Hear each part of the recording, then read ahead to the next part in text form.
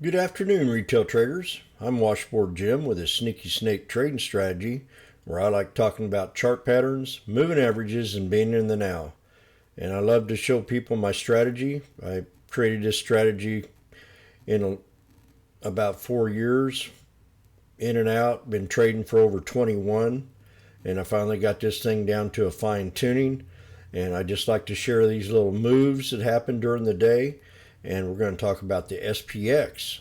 Hope everybody had a great weekend, and let's get to going. Like I said, this is the sneaky snake trading strategy where I talk about chart patterns, moving averages, and being in the now. So these are basically the 16 chart patterns that I watch for and look for every day.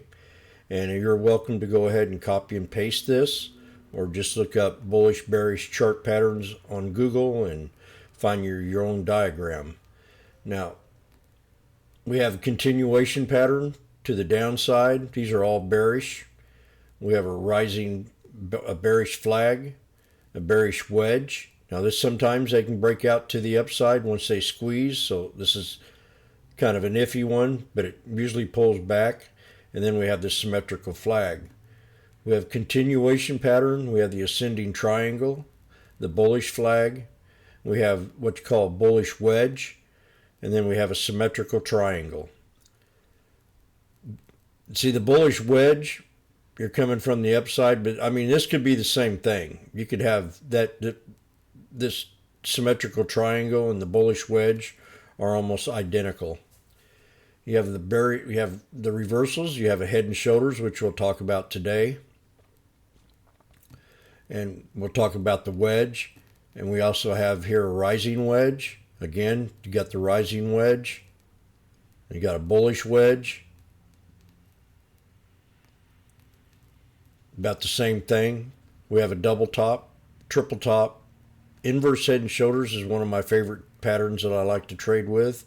Here's the falling wedge, what we're going to talk about today. You got the double bottom and the triple bottom. So this is the SPX, the play that I called out on Friday. I'm not sure if you could see the head and shoulders on here or the fallen wedge. We have two head and shoulders, and I'm going to go ahead and point out one of them for sure, which is telling me that we were going into a reversal pattern. And this would happen right around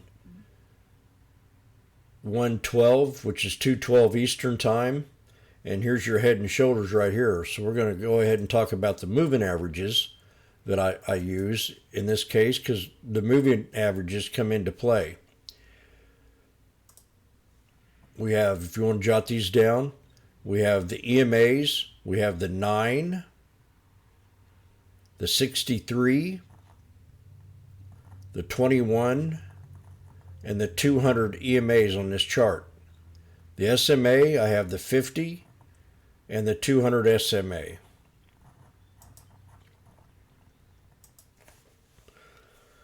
So here we have a head and shoulders.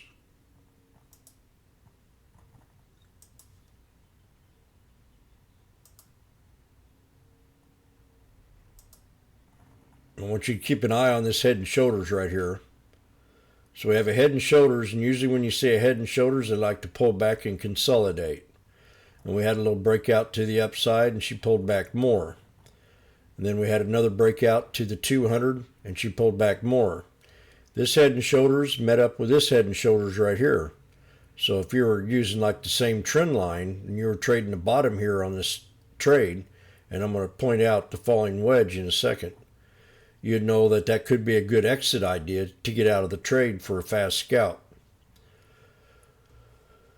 So I'm sitting here and I called out the head and shoulders, and we had the pullback. Well, that head and shoulders turned into a falling wedge, and we're going to draw that falling wedge out.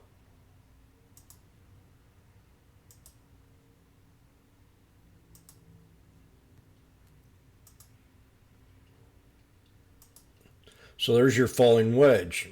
Now, if you can count to 3, you can trade with me. That's another part of the strategy where I like to look for the sweet spot in any pattern. And if you can count to 4, you might make a little bit more. So as we created the falling wedge out of this head and shoulders, we hit 1, 2, and 3, and then we broke out. same as the bottom part of it. 1, 2, and 3. So I knew we were getting close to maybe breaking out of this triple top up here. So we hit that head and shoulders. This is on the 1 minute time frame, and it pulled back a little bit, and then it went ahead and broke out. So I called this trade out. I said, we got a falling wedge and we're getting ready to break out. And I jumped in the trade right here at the bottom, somewhere down in here. Maybe right after we passed the 9 EMA. And I called this out and bought them. They were cheap. They were at the end of the day. This time was right around 149, about 150 in the afternoon, which is 250 Eastern time, standard Eastern time. And from here to here, I made $1,000. I bought 10 contracts at $1 something. I think it was about $1.02, $1.06, and it went ahead and ran up. And by the time it got up here, it was at $2, 2 something. Well, I think it went to 240, and I got out of the trade. But then she went ahead and continued on up, and I could have made an extra grand on that trade right there. She pulled back and hit the 9, respected the 9, and then run up and hit the 200 SMA. So that's the trick of the trade. That was why I called the 200 SMA when I got in the trade. I said, I'm either going to get out here at the 63 or I'm going to get out here at the 200. And I got out at the 63 because I was up 1,000 and I wanted to get out of the trade.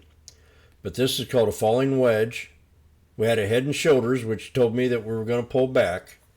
So when we pulled back, we started to create what you would call a falling wedge. And went 1, 2, 3, 1, 2, 3, and she breaks out. I called this down here on the triple bottom of this falling wedge, and I jumped into the trade, and I got out right around the 63 EMA. And then if I'd have held it, I'd have made another grand all the way up to the 200 SMA. So that 200 SMA has been a real great resistance for me. As you can see here, we had a snake with a higher low double bottom. It run up and hit the 200 SMA off these 3 white soldiers. 3 white soldiers is 3 continuous candlesticks. Another exit idea to get out of that trade. I tell everybody, when you see 3 white soldiers, if you want, take the profit. Get out of the trade. And she did pull back. And then she went ahead and broke out and hit the 200 EMA. So like I said, I've been working on this strategy with the moving averages for over 21 years. And a lot of people are not familiar with a 63 EMA. And I picked that up a couple years ago off Schwab. The guy was using the 63. I was using the 51 EMA, and then I decided to switch over and use that 63. And that became very profitable for me too. Again, let's go over the moving averages if you missed them before here. The EMAs, I got the 9, the 21, the 63, and the 200. And then on the SMAs, I got the 50 and the 200 SMA. So that's the strategy. Head and shoulders turned into a falling wedge. We counted to 3, jumped in the trade, and then I went ahead and broke out. I ran out and got out at the 63, made 1,000. It went up about $1, and then you had it up right here, and she ended up going up another 1,000, and I didn't get back in the trade. I was happy with that grand. You know, that's a pretty good deal right there. And that's the SPX, and I wish everybody a great trading day.